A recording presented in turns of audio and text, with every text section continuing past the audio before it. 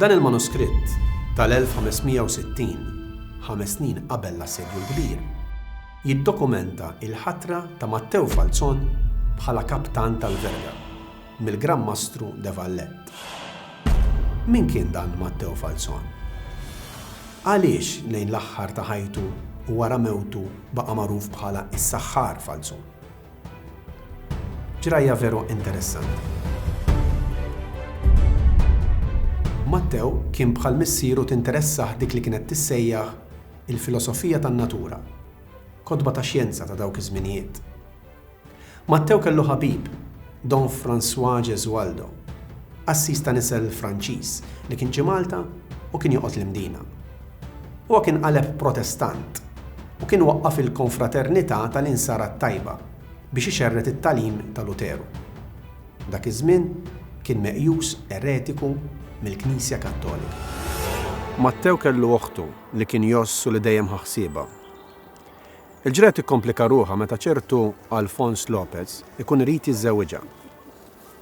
Alfons kellu żmien u kien wisq akbar minn oħt Matteo. Alfons Lopez, diġà għedlek li l-oħti m'għandek xi trida.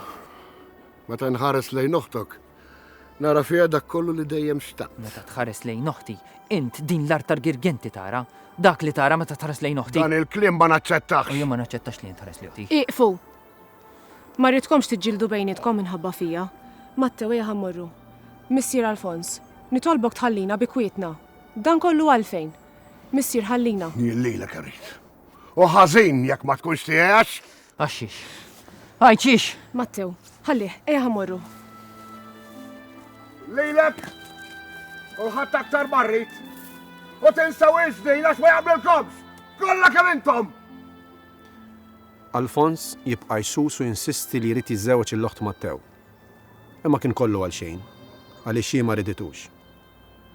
Wara xi żmien, Alfons jiddeċiedi li jieħu azzjoni. Azzjoni mod ieħor. Azzjoni ta' vendetta.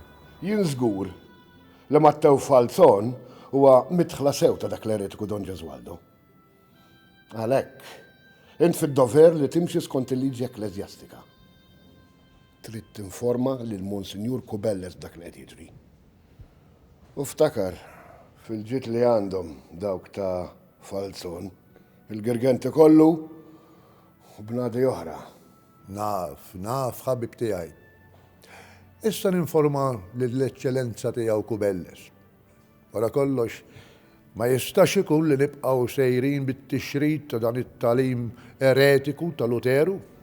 Monsinjur, taf x'ifisser dan kollux. Jekk jinstabu ħatja, jinqaflu ġo ċella. U jekk jinqaflu ġo ċella, żidhom jittieħed. U ovvjament, ta' dan it-tarif kollu, int fid-dmir li tuħu ħsibi. U wara kollox, inti issa jlek żmien tipprova tivvendika ruħek għaliex ma tawkx it-tifla tagħhom biżwieġ? Fuq dan jien ma nikkommentax. Li nafu li dik l-art tal-Girgenti hija ideali biex l-eċċellenza tiegħu l-Inkwiżitur jibni palazz fejn ikun jista' jmur jistrieħ fil-jiem sħan tas-sajf. Imma jekk hemm bżonn immur jien stess għand l-Inkwiżitur. Nkellmu jien stess. Fis-sena 1545, Matteo u missieru u ftit wara il-ħabib tagħhom Don Gesualdo u xi oħrajn ġew mixlija bl-ereżija li qed jaqraw u jaqblu mat-talim ta' Luteru. Fl-aħħar titla' tixed oħt Matteo.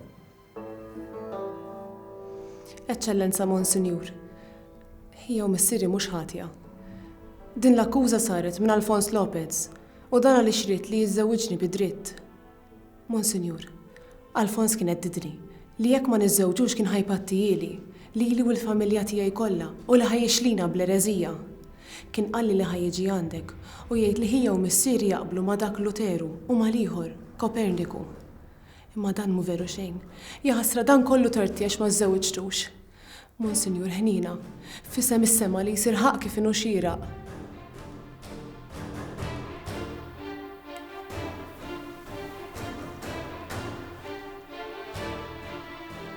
U hekk ġara. Mattew u missieru jiġu meħlusa. Iżda l-ħabib tagħhom, Fra Gesualdo, jiġi maħruq ħaj għax baqa' jippersisti fl-ereżija. ħadmet. Meħlusin. Biss l-Inkwiżitur Kubelles ma tantx naħseb li se jieħu pjaċir. Hemm x'tagħmel? L-Inkwiżitur Domenico Kubelles infiska li Mattew u missieru ħarbu mill-fjammi tal-purifikazzjoni. Daqs li kieku tilef xi ħaġa prezzjuża. Il-mibeda ta' Kubelles lejn Mattew u missieru ma ntfit qatt. Ma kienx jgħaddi jum wieħed li l-ispjiet tiegħu ma kienux iwasslu r-rapporti tal-movimenti kollha tagħhom.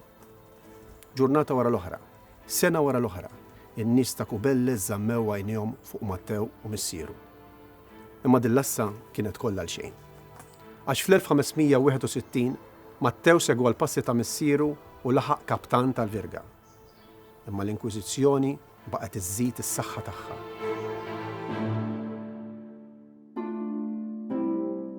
Il-familja Falzon kienet għanja ħafna u ġara dak li kellu jiġri. Mattew Falzon laħaq kapitano della Verga, jew inkella dak illi jmexxi l-Universitas, li kienet tieħu ħsieb it-tmexxija fejn jidħol il-qamħ, xi negozji u bżonnijiet ta' kuljum.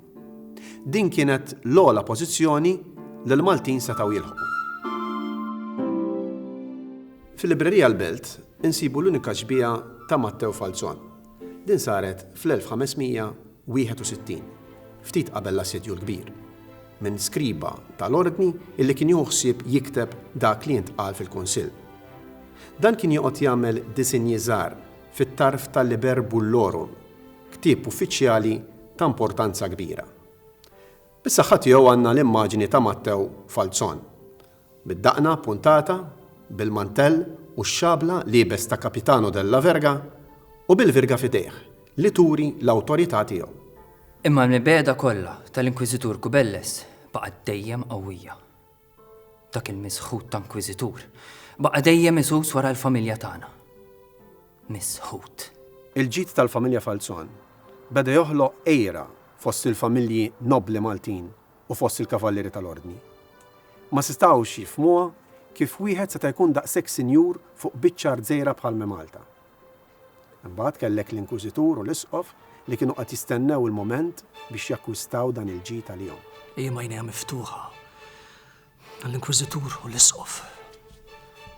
X'naf li daw kunu dejjem lesti biex jaraw kif jagħmlu. Jaħtfu l-ġid tal-familja tagħna. Aktar u aktar ninkwita għat-tifla tiegħi Lorenza. Imma mhux jiġrila għal-maġra l-oħti. Kont inkwitat x'jekk jiġri xi ħaġa. Se jsir minnha. Jekk jaqbdu miegħi fuq xi ħaġa. Se jsir minnha Lorenza.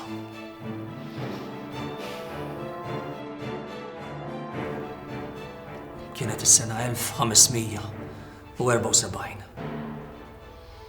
Sena ta' seħta. Dak li dejjem kont nibża minnu seħħ.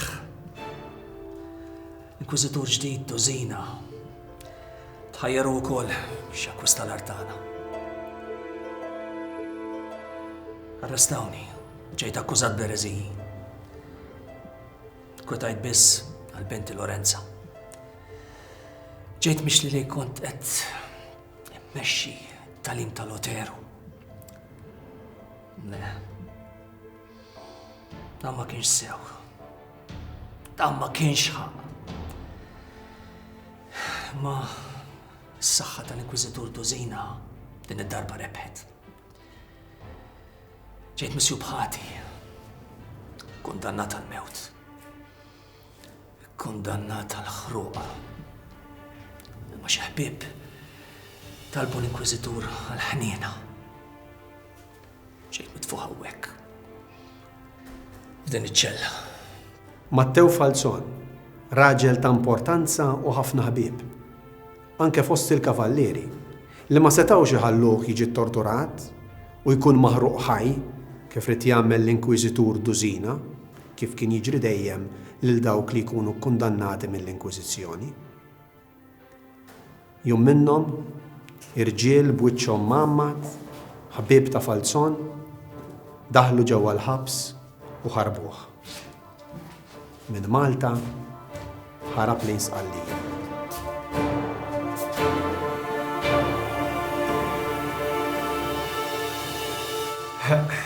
Dili se ngħidlek se ddejqek daqsxejn, imma ara ftit kif kompla ħabib tagħna f'Malta. Inti ħrabt, imma l-Inkwiżitur Duzina xorta irid jagħti eżempju bik. Ordna li ssir figura tiegħek tat-tiben, libsa bħalek u dendilha qudiem il-Knisja tal-Unzjata tal-Birgu.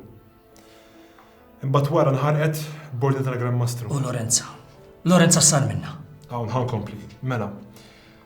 Il-ġid kbir l-artijiet tiegħek kienu konfiskati mill-Inkwiżitur Duzina, inkluża l-art tal-Girgenti. Bintek, għalkemm appellat fil-qrati għad-drittijiet tagħha imma xorta baqgħet b'xejn. Għax Duzina insista li jekk kien ġejt ikkundannat bħala eretiku, tlift id-dritt li tgħaddi l-wirt tiegħek anki wara mewtek l-tfal tiegħek. Min jista' bħadi ta' ereżija jitlef id-dritt fuq kollox, mhux int biss, iżda anki l-eredi tiegħek. Ma da mhux ħaxira. Jekk hemm bżonn nikteb il-Papa. Stenna. Jgħid hawn li ġid tiegħek spiċċa kawża ta' gwerra bejn l-Inkwiżitur u l-Gran Mastru. L-tnejn li huma rriedi jieħdu l-ġid tiegħek kollu huma. Fl-aħħar imbagħad kellu jindaħħal il-Papa Grigor 13, qisu Re Salamun li iddeċida li qasam kollox bejniethom. Tajba, Tajba. U jiena kont se nikteb il-Papa. Il-bqija dak kollox Matteo, dak kollox.